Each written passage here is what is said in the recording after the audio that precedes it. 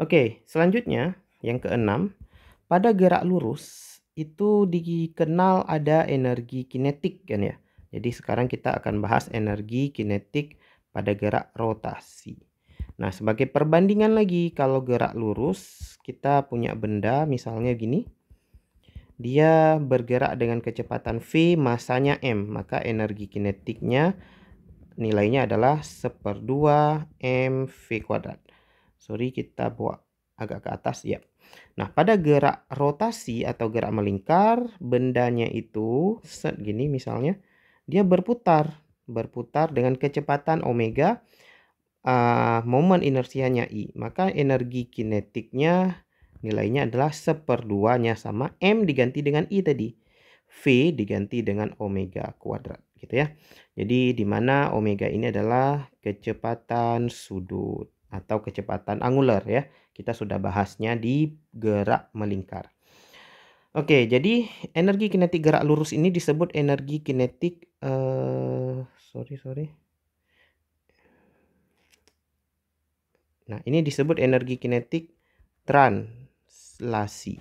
Kemudian yang ini disebut energi kinetik rotasi ya. Jadi pada kasus ini kita sudah punya dua energi kinetik ya. Ada energi kinetik translasi, ada energi kinetik rotasi.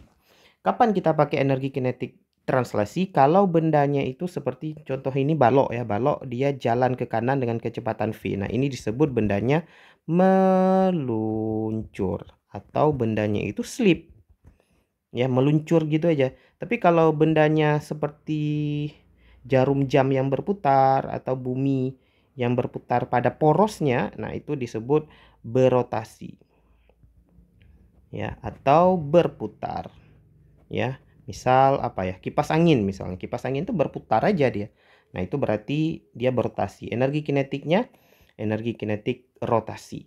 Nah, tapi ada kasus nanti menggabungkan antara dua ini, ada meluncur dan berputar ini bergabung. Nah, ini disebut menggelinding. Menggelinding.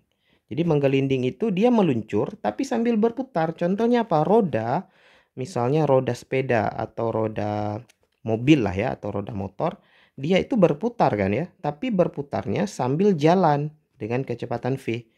Ya, jadi kalau mobil jalan dia kan mutar tapi sambil jalan ke depan. Jadi punya kecepatan putar, punya kecepatan biasa juga. Maka energi kinetiknya disebut energi kinetik total. Nilainya apa? Energi kinetik translasi ditambah energi kinetik rotasi. Maka energi kinetik total kita bisa tuliskan nilainya setengah kali M kali V kuadrat ditambahin setengah kali I kali omega kuadrat. Gitu ya. Nah, I-nya itu nanti tergantung bendanya. Tergantung dari benda. Misalnya apa? Bendanya yang mutar ini roda. Roda misalnya ya. Roda itu kita anggap sebagai silinder pejal. Nah, silinder pejal itu apa momen inersianya tadi? Lihat lagi tabel. Nilainya adalah 1/2 mr kuadrat. Gitu ya. 1/2 mr kuadrat. Maka teman-teman masukkan lagi nanti momen inersia ini kemari gitu ya. Jadi momen inersianya itu tergantung bendanya apa. Gitu ya. Yang mutar itu apa? Apakah silinder pejal, apakah partikel, apakah bola pejal, bola berongga. Jadi momen inersia ini harus diingat teman-teman ya. Nah, begitu untuk energi kinetik benda ya yang berotasi. Bisa berotasi di tempat, energi kinetik rotasi, atau berotasi tapi sambil jalan, itu energi kinetiknya energi kinetik total.